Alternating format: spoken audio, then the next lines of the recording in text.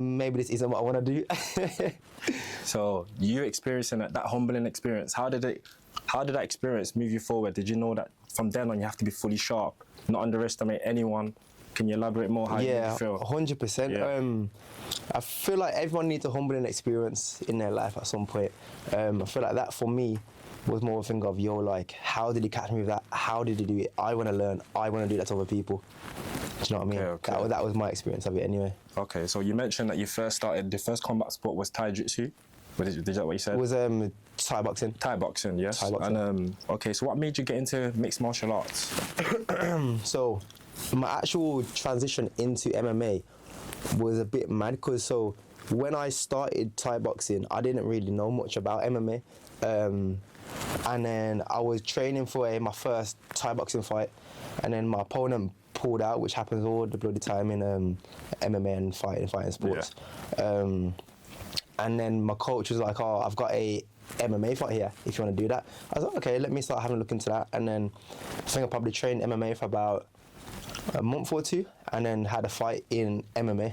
Okay, yeah, instantly, just straight away went into that was my first fight, yeah. Everyone knows the dangers of MMA and the brutality. Why did you not do boxing or anything? Why MMA specifically?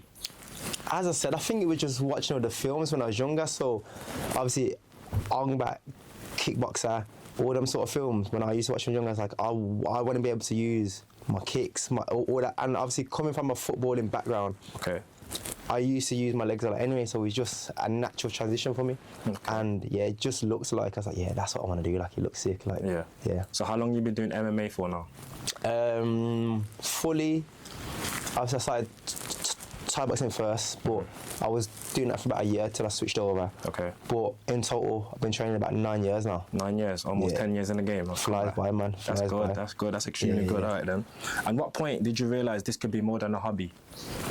So obviously you mentioned how you wanted to become the person in the video. Yeah. At what point, when you was fighting, experienced sparring, when did you realize this is more than a hobby? This is actually what I want to do for the rest of my life? You know what?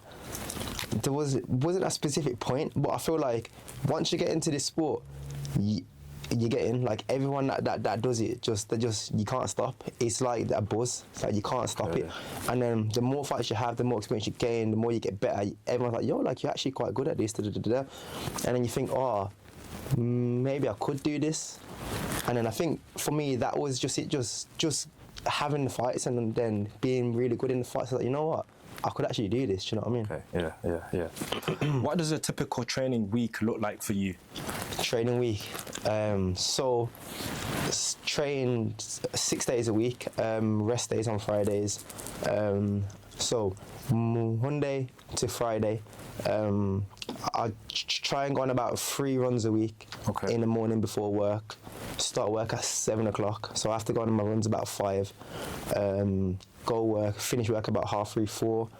Start training about 6:30, 7 o'clock-ish, depending on the class. Yeah. I get home about 9:30 every night.